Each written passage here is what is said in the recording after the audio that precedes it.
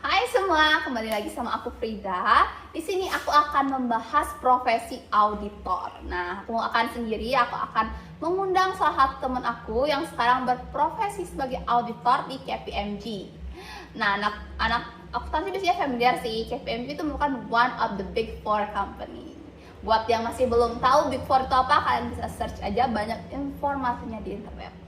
Tanpa basa-basi, aku mau ngundang teman aku, Imade Rahma Dwi Putra, dan aku biasa manggil dia Bobo.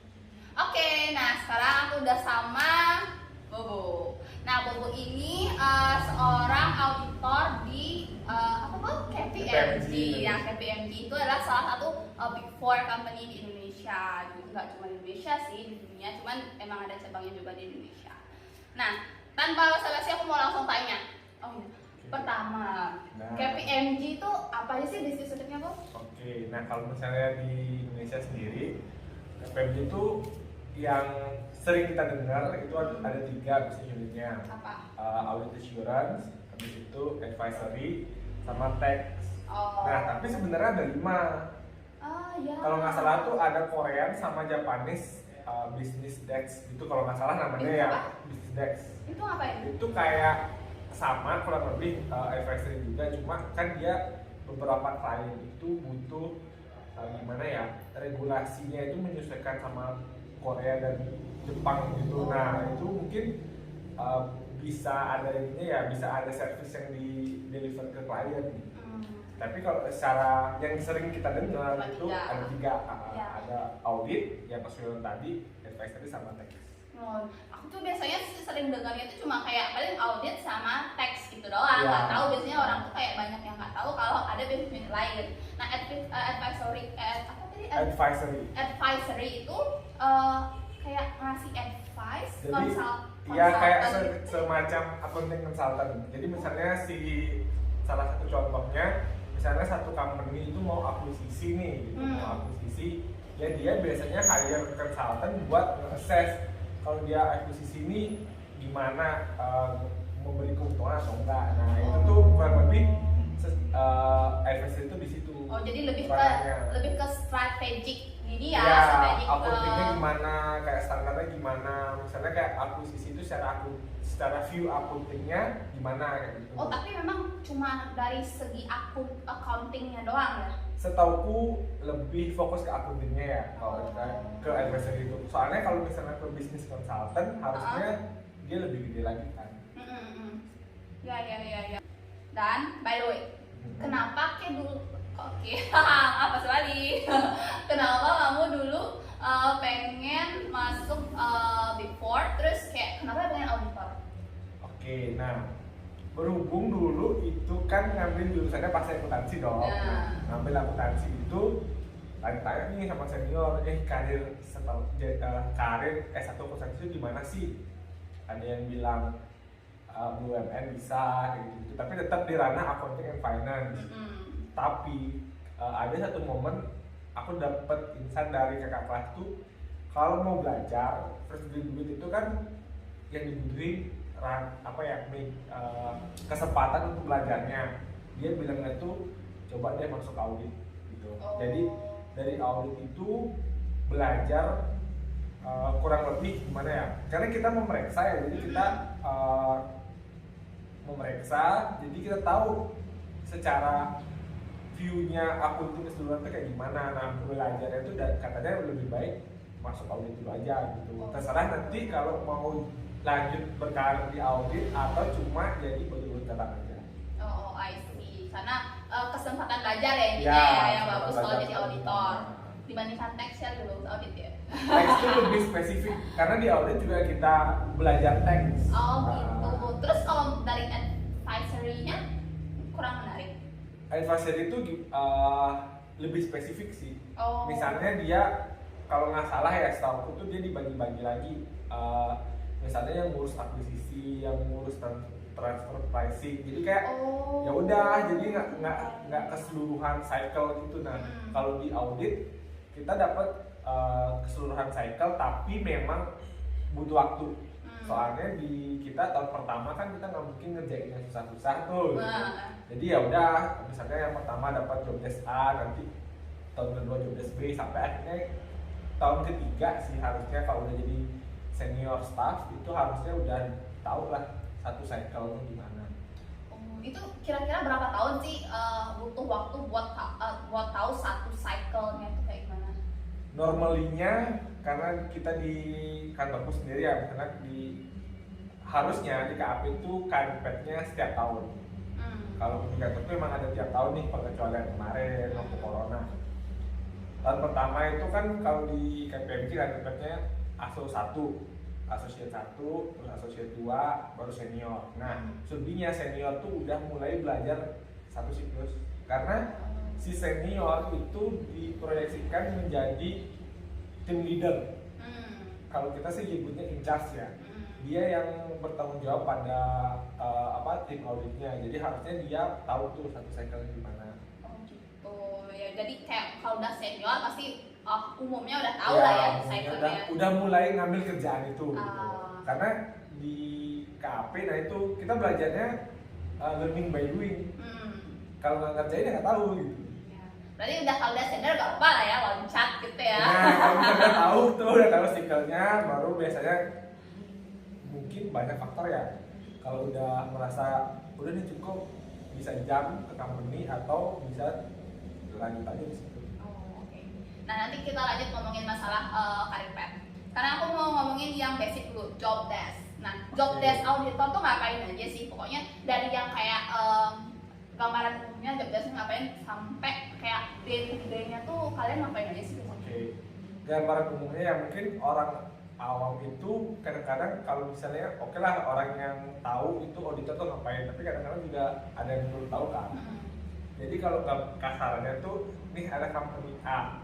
Company A itu pengen pinjam uang nih ke bank. Nah si bank itu pasti minta mana nih laporan keuangan lu. Nah ketika si company ngasih laporan keuangan ke bank, kan yang create laporan keuangan itu si company sendiri. Si bank lu masih ada rasa oh percaya nih sama laporan keuangannya.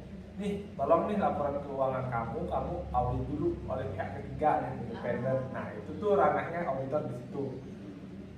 Ketika kita ngaudit ya udah kita kasarannya kita checking si laporan keuangan itu apakah sudah wajar. Kita nggak menyebutnya benar ya karena benar tuh terlalu mutlak lah. Wajar maksudnya wajar tuh dia udah memenuhi standarnya PSAK atau gimana lah, pokoknya standar berlaku itu udah dipenuhi apa enggak. Nah itu tuh kita ngecek itulah, makanya kita ensure misalnya di laporan keuangan dia company-nya state punya utang 1M. Nah kita cek tuh 1M itu benar-beneran eksis atau enggak, sehingga data itu bisa dipakai sama bank. Oh gitu. Terus selain buat minjem uang ke bank, biasanya laporan keuangan itu yang biasanya kenapa perlu diaudit lagi? Misalnya ada hal lain kah yang biasanya case lain yang perlu audit? Misalnya kalau annual report investor kayak gitu gimana sih? Itu juga ya? Jadi misalnya kalau beberapa company itu kan biasanya listing di bursa efek ya. Nah itu dari OJK itu mengharuskan emang submit audited financial statement. Jadi harus diaudit. Kalau setauku sih kenapa harus diaudit itu memang kan laporan keuangan itu diproduce buat shareholder kalau nggak salah ya. Nah rasa trustnya shareholder tuh biar bisa lebih gimana ya maksudnya kan di company create laporan keuangan masih ada rasa ini beneran nggak sih gitu. Nah itu butuh orang independen yang mengiyakan oh ini wajar kok laporannya kayak gitu sih. Jadi selain minjem ke bank biasanya tuh yang company-company yang udah listed di BI itu dipegang OJK sama misalnya termasuk ke publik ya. Ke publik kan misalnya nih ada company punya saham ya. Sahamnya dipegang sama publik tuh. Nah kan dia harus rilis laporan keuangannya dan koran, website atau dan sebagainya. Publik kan butuh kepercayaan dong, maksudnya bener nggak nih yang dibuat sama company. Nah harus ada orang yang independen yang bilang oh ini wajar kok laporannya. Nah, berarti biasanya setiap company itu berarti setahun sekali ya proses auditnya? Ya, mostly setahun sekali, tapi ada yang quarteran biasanya kan. Gitu. Misalnya gini tergantung si company itu sendiri, tapi setiap company pasti punya annual report. Pernah dengar kan laporan kuartal 1, kuartal 2, kuartal 3. Ya. Nah, kalau si company mau laporan kuartalnya itu diaudit ya, mereka hire kita, agency kita. Oh. Kalau misalnya enggak, ya udah yang annual report aja. Aku pikir cuma kayak setahun sekali aja gitu mereka. Mostly-nya emang setahun sekali. Oh, apa sih pentingnya mereka audit setiap kuartal? Ini sih, jadi kayak mungkin itu requirement dari misalnya nih dia anak perusahaan dari multinational company, si headnya yang di luar sana tuh minta tuh, ini aku minta dong laporan kuartal yang diaudit, gitu. Dia ya udah dia mau nggak mau harus mengikuti dong. Oke, berarti ada yang quarterly, ada yang 1 tahun sekali Ya, di auditnya. Aku pikir kayak ya udah auditnya paling ya akhir tahun aja, jadinya kayak ya udah dari misalnya Januari sampai sekian ya nggak perlu audit ya, auditor mungkin gabung ya, gitu ya. Nah dari situ deh memang ada momen yang peak season sama low season tuh dari situ, karena ada masa free sama ada masa pusing. Iya. Nah, peak seasonnya itu bulan berapa sampai berapa? Tergantung karena tidak semua company itu tutup bukunya 31 Desember 31 Desember. Iya. Ada yang tutup buku, aku kena klien tutup buku Maret, ada pernah tutup buku September, ada tutup buku Desember. Oh, oke. Terus kalau peak season itu misalnya si company itu apa sih tadi? Tutup bukunya Desember. Terus peak seasonnya itu berapa lama? Biasanya dari bulan apa sampai bulan apa? Oke, nah biasanya kalau yang benar-benar peaknya itu mulai dari after 31. Misalnya kita udah agree nih, klien minta laporannya itu dirilis di Februari gitu misalnya. Jadi kita ngebut buat kelarin si audit itu sampai di Februari. Nah itu lumayan padat tuh dari Januari lah, dari Januari sebulan tuh, dari kita cek data, audit data sampai akhirnya si laporan itu dirilis. Tapi biasanya kita ada fase-fasenya. Misalnya kita mulai nyicilnya kan periodenya dia dari 1 Januari sampai 31 Desember. Berarti kan dari 1 Januari sampai anggaplah kita interim ambil 9 bulan, September. Mereka tuh udah punya data dong harusnya di 9 bulan itu. Nah kita interim di Oktober gitu misalnya untuk data 9 bulan. Nanti biar nyicilnya nggak banyak. Oke, jadi istilahnya kalau dia tunggu Desember dari Oktober dah ya udah sibuk ya. Oktober mungkin ambil sebulan Oktober sampai November cek data gitu. Nanti dilanjutin lagi mereka closingan dari Oktober sampai Desember, Januari lanjut lagi. Oke, biasanya rilis annual reportnya kalau mereka tutup Desember tuh bulan apa tahun depannya? Beda-beda tergantung ini sih. Misalnya kalau company yang listing di Bursa Efek itu kalau nggak salah paling lambat dia Maret. Oh, Maret ya. Tapi kalau misalnya dia compliance buat tax aja, misalnya, nah termasuk laporan pajak tuh, misalnya si company bayar pajak, nah laporan keuangan itu harus audited kan, itu yang lebih fleksibel, dia nggak ada deadline dari pemerintah khusus gitu, itu deadline-nya cuma kita dilihat sama klien kapan gitu. Oke, siap. Nah, terus belum jawab nih tadi satu pertanyaan lagi, yang day-to-day-nya itu kayak gimana nih kalau misalnya kamu lagi peak season kalau misalnya kamu lagi low season itu biasanya in general aja, singkat aja ya, day-to-day-nya tuh ngapain aja? Biasa sih kalau misalnya di peak season nih, dari mulai peak season day-to-day-nya ya kalau kita terima data dari klien, misalnya kita kirim dulu nih listnya, kita minta ini dong A, B, C, sampai Z, kita kirim ke klien, mereka ngasih itu satu-satu, nah kita checking. Misalnya di laporan keuangan ada sales 1M, kita minta dong listing salesnya gitu. Nah kita checking tuh bener nggak, intinya kita dikasih data buat ngecek bener nggak si 1M itu salesnya gitu. Itu kalau kita peak season ya itu bakal padat ngecek data kayak gitu sampai fase reporting itu kita prepare buat draft report sampai akhirnya report itu dirilis itu anggapannya kita udah sign partner. Jadi partnernya kita di KPMG itu udah signing dan reportnya di print kita kasih ke klien. Oke, itu kalau peak season. Kalau tadi yang season sampai ngecekin ke gudang-gudang gitu ya, kamu kan biasanya kayak ke gudang-gudang gitu ya bilang ya ngecek. Benar, itu namanya stock take. Itu salah satu audit prosedur. Jadi misalnya kan di laporan keuangan tuh ada banyak akun tuh. Biasanya kalau misalnya akun sales, akun inventory. Nah, yang ngecek ke gudang itu misalnya di company yang punya inventory. Dia di laporan keuangan punya inventory 500.000. Dan kita kan datanya 500.000 itu terdiri dari apa aja sih? Dia bilang, oh terdiri dari 10 pulpen gitu.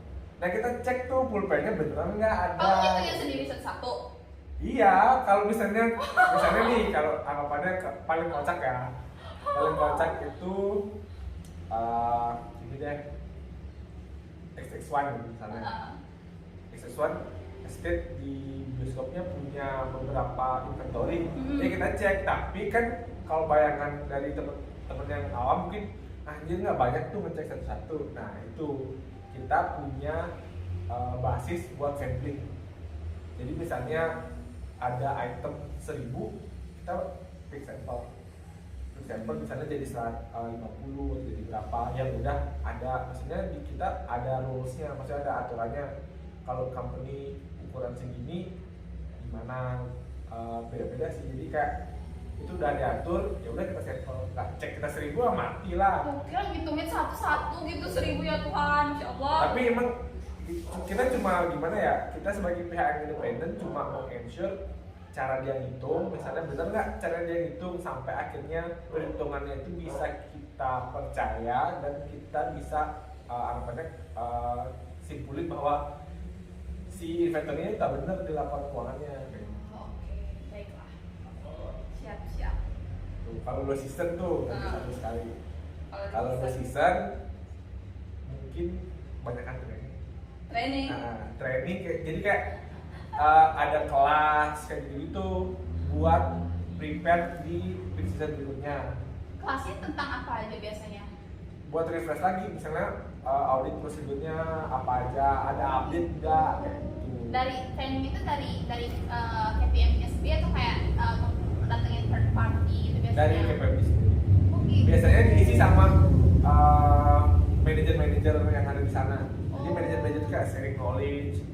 Kalau kita kan di KPMG itu ada divisi yang ngurusin, aku lupa nama divisinya ya. Pokoknya itu dia bakal update tentang apa nih aturan baru di audit. Nah ini kita disiapkan. Enak dong ya, kayak sekolah doang kalau makanya kenapa KP adalah tempat belajar. Oh gitu. Ngerti. Terus yang kayak peak season biasanya kan sampai kayak lembur-lembur gitu ya. Apa sih yang dilemburin? Apa yang bikin lembur? Nah, misalnya gini nih, kenapa bisa lembur? Misal, kan tadi kita punya waktu sebulan. Anggapannya dia tutup buku Desember nih, buku Desember kan. Dia minta, kita udah agree nih di engagement letter kita. Misalnya kita udah agree deal sama klien, rilis dong tanggal 1 Februari. Kita punya waktu sebulan. Ngecekin data. Anggapannya kita fase reporting seminggu 2 minggu lah. Berarti kan kita cuma punya waktu seminggu doang buat ngecek. Satu, ketika si klien itu rada delay ngasih data. Misalnya dia ngasih data mepet deadline banget. Nah kita tuh mau nggak mau ya lembur.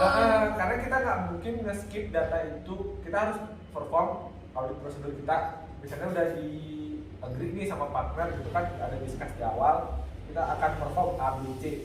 Apa aja yang diaudit gitu. Nah A, B, C itu kita harus perform semua sampai si laporan keuangan itu dirilis. Nah itu makanya kita kalau klien yang punya timeline yang agak mepet itu udah apa aja ya, peak season kan nanti tidur siangnya nanti aja gitu. Oke. Terus challenge yang kamu temuin selama jadi auditor itu apa aja sih? Tantangan kerja. Tantangan kerjanya sih beda-beda ya. Mungkin tahun pertama kan gara-gara blank nih kita nggak tahu ngapa-ngapain. Nah biasanya tuh yang challenge paling gede itu ada di audit prosedur. Audit prosedur tuh beda-beda. Tahun pertama kan masih associate 2, kita dikasih misalnya cash gitu, perform dong audit prosedur untuk cash. Perform tuh yang lakukan. Iya, misalnya si company state ada cash 1M tuh di laporan keuangannya, kita nge-ensure si cash ini dengan cara apa, itu namanya audit prosedur. Nah misalnya kita kirim konfirmasi ke banknya atau enggak minta laporan rekening korannya kayak gitu. Nah challenge-nya itu tiap tahun pasti beda-beda, karena anggapannya tahun pertama kita dikasih kerjaan yang agak ringan, tahun kedua kita udah nggak ngerjain itu lagi. Jadi belajar lagi. Belajar hal yang baru lagi. Nanti naik lagi ke senior, beda lagi ininya tanggung jawabnya. Yang tadi misalnya itu udah diambil sama audit tim yang baru-baru gitu. Ya, tanya banyak terus. Kalau yang begadang nomor itu nggak tantangan lu gitu? Itu gimana ya? Lembur itu juga tantangan sih sebenarnya. Kadang-kadang manage gimana? Anggapannya kita disuruh kerja, tapi di saat otak itu udah mentok. Tapi satu sisi juga deadline-nya misalnya 2 hari lagi, kan ya pressure sih pasti. Cuma ya karena kita bareng-bareng, jadi maksudnya di audit itu kan terdiri dari mungkin 4-5 orang. Jadi kalau timnya oke, timnya saling bau-bau tuh enak sih. Tapi kalau timnya yang rada bukannya gimana ya, ada kan beda karakter pastilah, beda pemikiran gitu. Timnya ya sedikit tidak klop, ya itu tantangan juga sih. Tapi emang lebih tantangan tuh dari kerjaannya, tiap tahun pasti ambil. Oke. Itu tadi tantangannya nih. Sekarang biar orang lebih tertarik, bagus-bagusnya apa? Enaknya apa? Bagusnya satu yang pasti belajar lebih banyak. Itu hal yang menurutku paling penting ya. Kenapa KP ya tempat belajar lebih banyak. Mungkin di tempat lain juga bisa belajar. Cuma aku nggak tahu kalau di tempat lain itu misalnya langsung di company itu apakah keseluruhan prosesnya atau gimana. Misalnya aku nggak tahu nih kalau di kita di KAP kita harus tahu proses bisnisnya si PTA itu kayak gimana. Nah kita belajar dari situ kurang lebih. Habis itu enaknya season karena kita proyekkannya kita tidak akan melakukan hal-hal rutinitas. Jadi rutinitas tahun pertama sama tahun kedua tuh akan beda, tahun ketiga akan beda lagi. Dan proyekkan tuh yang tadi peak season, low season. Kalau lagi peak season ya bakal hektik banget. Kalau low season ya training, cuti sebulan full dan nggak pegang klien. Wow. Jadi kalau di angkat kaki sebulan. Benar. Tapi dapat gaji. Dapat, namanya juga kan kalau di kita mulai tahun kedua di KPMG itu lembur itu diganti dengan credit time. Jadi anggapannya bukan uang lagi sih. Misalnya kita lembur nih 10,5 jam 1 minggu. Ya udah kita punya waktu cuti 10,5 jam. 10,5 jam itu paling sehari lebih tapi kan diakumulasi gitu.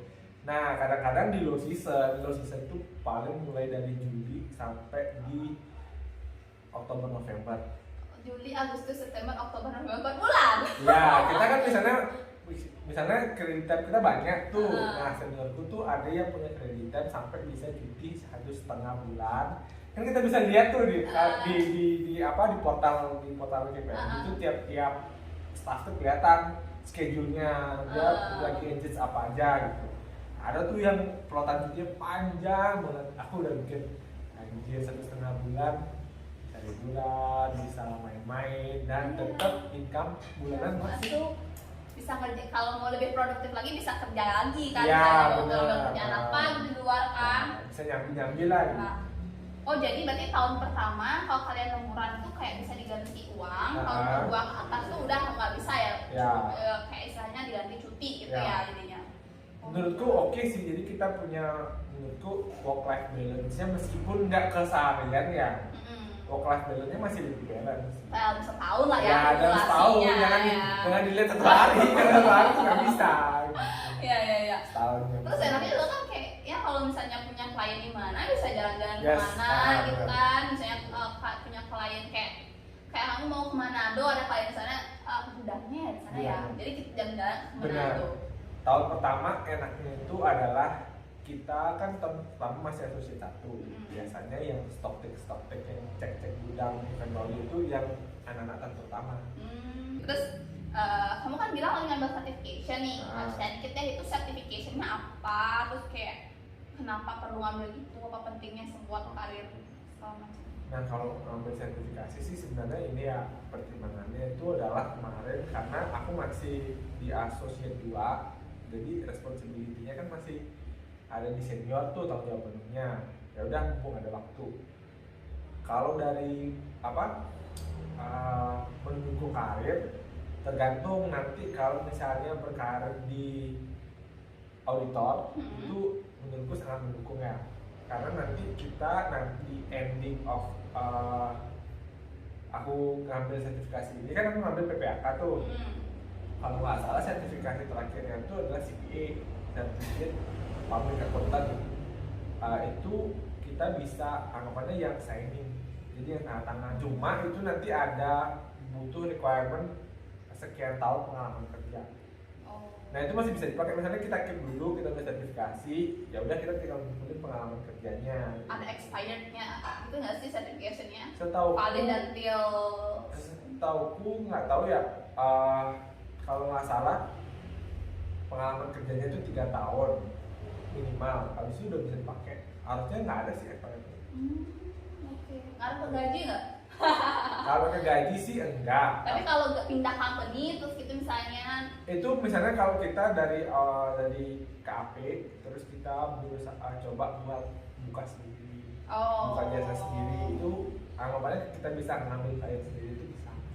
Jadi sebenarnya kalau kamu udah ambil certification ini, jadi udah bisa langsung buka apa sih namanya, buka KAP sendiri ya? Anggapannya bahasanya cari klien sendiri gitu. Bisa. Freelance gitu. Kalau sekarang punya freelance itu ada larangan itu nggak sih dari KPMG?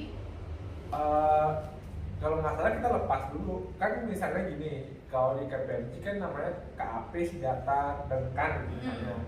Ya kita bikin, mungkin skalanya nggak segede KPMG ya. Kita bikinnya misalnya KAP Sidata dan Dengkan gitu. Nah kita harus lepas dari KPMG. Kita nggak bisa lagi. Udah nggak bisa kerja di sana lagi berarti ya? Ya karena udah berdiri sendiri. Gitu. Berarti nggak bisa ya nyambi sambil kamu kerja di KPMG sambil kayak buka, jadi nggak bisa. Harus lepas. Siap.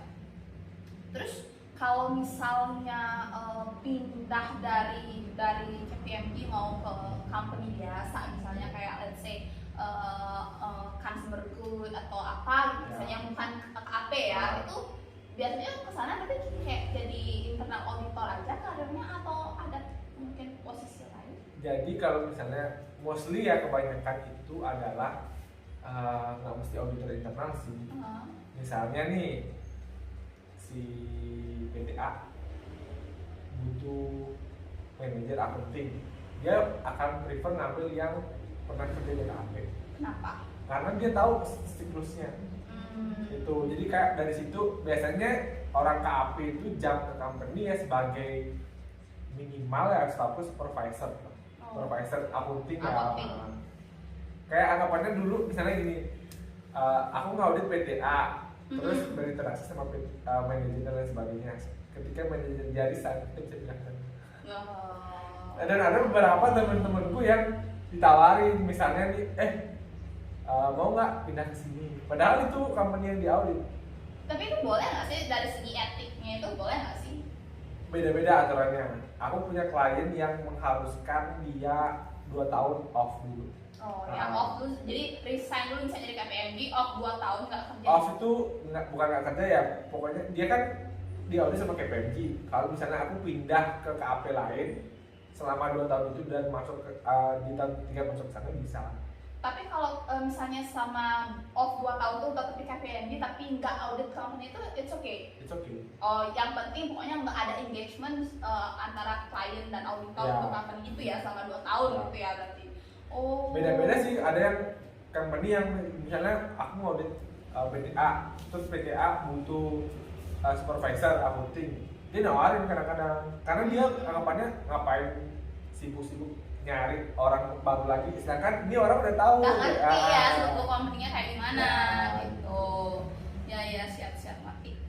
Terus udah nih ya sekitar tentang kerjaan segala macam good kurang enaknya tuh kayak dari segi benefit, gimana menurut kamu benefit kerja di KPMG dari segi gini ya, gaji, bonus atau benefit lain? Oke, benefit kalau kita bicara soal uang ya. Kalau uang sih menurutku beda tipis. Kita ada, kalau aku kan compare-nya KAP itu KAP dong. Kalau KAP itu company sorry to say aja, menurutku company itu lebih besar. Lebih besar dalam arti gimana ya? Bukan compare apple to apple. Tapi kalau KAP, KPMG dan 3 Big Four lainnya itu menurutku beda tipis. Anggapannya mungkin di level Asus 1 gedean di luar gitu, misalnya di KPMG kecilan, tapi mungkin kalau di level tertentu gedean KPMG kecilan di luar gitu. Nah, yang menjadi spesialnya itu adalah karena di KPMG tahun kedua kan udah credit time tuh. Credit time yang lemburan. Oh iya. Nah, 3 KAP lainnya itu tidak pakai itu, lemburan masih pakai uang. Oh, jadi cuma KPMG yang kalau udah tahun kedua kamu bilang ya, jadi udah pakai credit time bisa jadi cuti. Lemburan itu kan jadi uang kan harusnya, kita jadi cuti. Nah, menurutku itu juga suatu benefit ya, dimana kita bisa, yang mungkin KAP lain punya libur cuma 12 hari setahun, yaitu kita punya anggapannya kita nggak kerja aja udah dapat uang gitu kan. Kalau kita mau mikirnya ke situ ya itu makanya maksimalin kreditan. Oh ya, buat yang memang lebih seneng waktu santai buat jalan-jalan cocok ya. Orientasi orang beda-beda kan. Ada yang mungkin ya udah gua nggak perlu cuti, gua minta duitnya aja. Ada juga kan kayak gitu. Oke, nah tadi kan kita udah kayak ngobrol-ngobrol tentang gimana sih kerjaannya, terus apa sih enaknya, nggak enaknya. Sekarang kita mau ngobrol tentang seleksinya. Nah, apa aja sih proses seleksi buat masuk KPMG? Misalnya kan ada audit, tax, terus advisory, itu sama nggak sih proses seleksinya semuanya dan apa aja? Kalau pertanyaannya sama atau enggak, aku nggak bisa jawab ya. Dalam arti karena aku tidak mengikuti yang tax dan advisory. Tapi menurut info yang aku dapat sih mostly-nya hampir sama ya, mungkin materinya yang berbeda. Dulu sih kalau nggak salah itu aku ada administrasi dulu, kalau nggak salah itu kirim CV doang kalau nggak salah. CV doang. Bagi teman-teman yang mau daftar itu, dulu kan aku ikut yang kampus hiring. Jadi dari kampus tuh udah difasilitasi bahwa di sana akan ada tes tulis, jadi submit CV aja. Nah, kalau misalnya teman-teman yang fresh graduate tidak ada kampus hiring, itu bisa langsung ke websitenya aja sih. Ada di websitenya? Ada di websitenya, tapi kalau misalnya si KPMG butuhnya cepat, itu dia akan publish di IG. Instagramnya? Iya. KPMG? Benar. Ketika nanti ada turnovernya, misalnya kan turnover di kita lumayan tinggi tuh untuk masalah staff. Kalau lagi benar-benar mau peak seasonan lagi nggak ada orang, itu pasti bakal cepet dari orang. Gitu. Nah, itu pasti akan post di Instagramnya. Kalau untuk yang kampus hiring sama yang di website itu sebenarnya sama ya prosesnya? Sama prosesnya, cuma beda di awalnya aja. Iya. Aku kampus hiring, tesnya di kampus. Kalau yang daftar di website mungkin akan dipanggil ke KPMG. Tesnya di sana, di kantornya ya. Terus kalau kamu dulu pertama kan submit CV, habis itu ada tes tertulis, habis itu apa lagi? Tes tertulis sama interview. Udah 3 itu aja? 3 itu aja. Ada medical check up nggak? nggak ada. Oh nggak ada ya, langsung 3 itu aja langsung kalau lolos, oke keterima masuk. Terus sekarang kalau untuk tes tulisnya itu apa aja sih, gimana sih tes tulisnya, apakah pilihan ganda, esai atau apa, dan contoh pertanyaannya tuh apa aja sih biasanya? Seingatku sih itu kemarin aku tesnya pilihan ganda ya, dibagi jadi 3, English test, terus akunting, sama sedikit kayak semacam psikotes gitu. Okay. Nah kalau yang di English test ya biasalah tes bahasa ya, grammar dan lain sebagainya kayak gitu-gitu. Kalau di akunting, nah kalau di akunting mungkin kan yang melamar pasti S1 akunting dong. Bagi teman-teman yang S1 akunting itu, ini ada nama mata kuliah akunting, bentar, AKM, akunting intermediate. Nah itu tuh menjadi kunci untuk tes tulis ya. Nah, benar. Jadi belajar dari summary itu kayak gitu-gitu sih.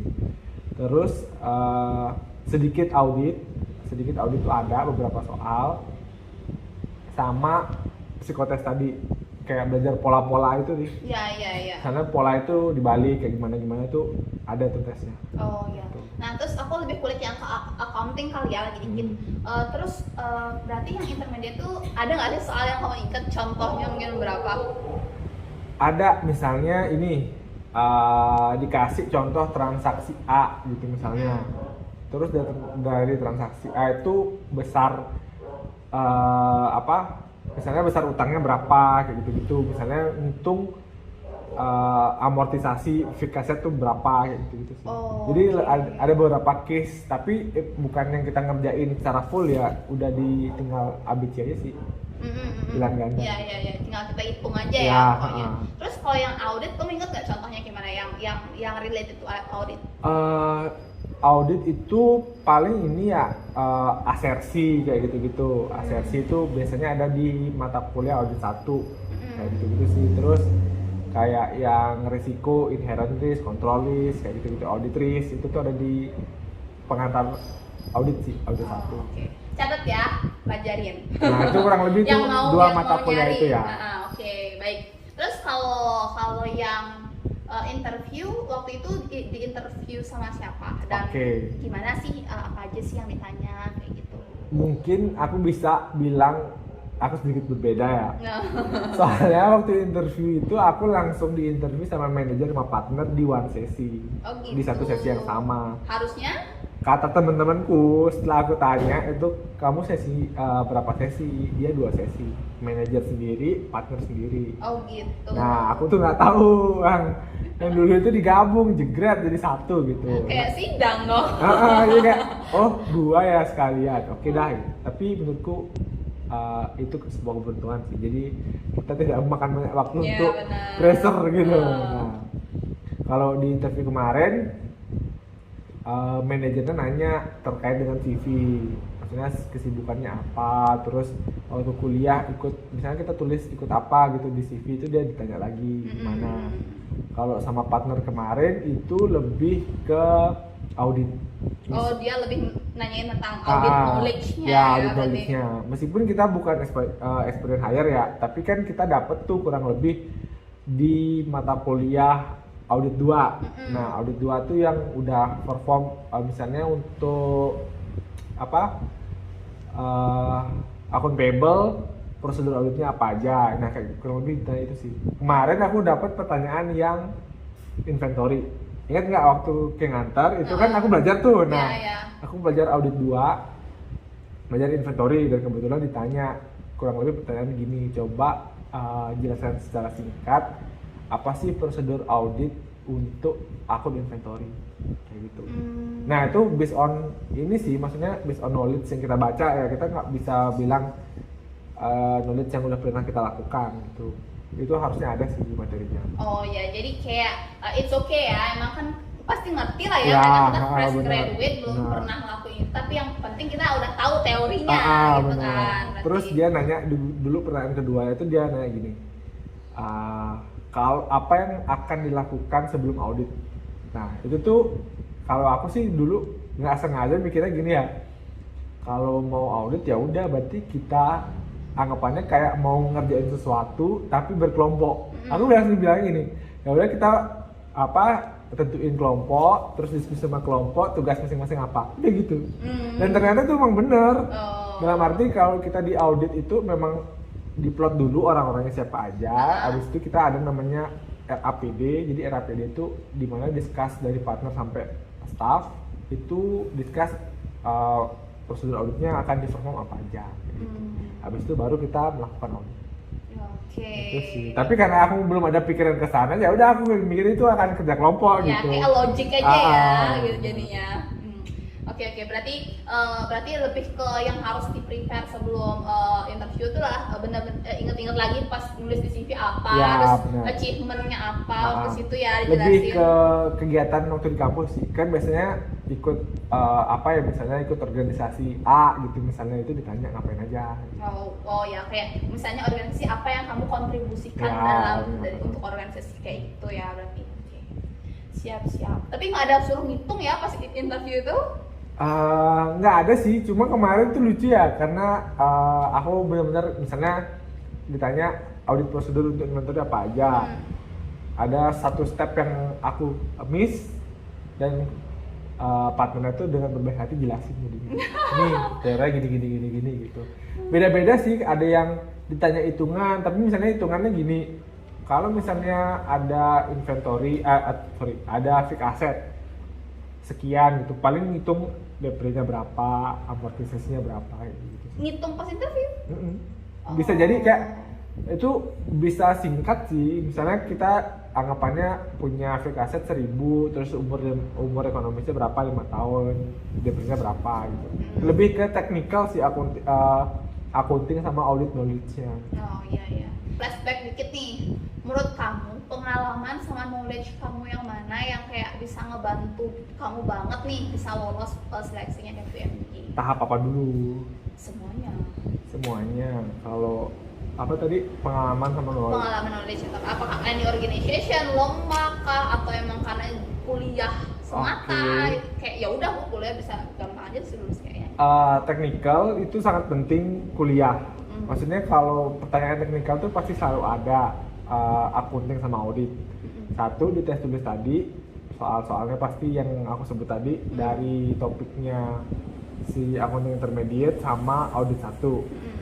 Kalau di interview juga knowledge tentang audit itu mostly ada di audit 2. Itu untuk teknikal. Nah, tapi untuk soft skill ya pastilah, kalau soft skill itu pasti kita dapat dari ikut organisasi, ikut lomba-lomba juga sebenarnya bisa membantu. Maksudnya kalau misalnya kita dikasih kesempatan kuliah, mungkin akan lebih baik kalau kita tidak kuliah pulang.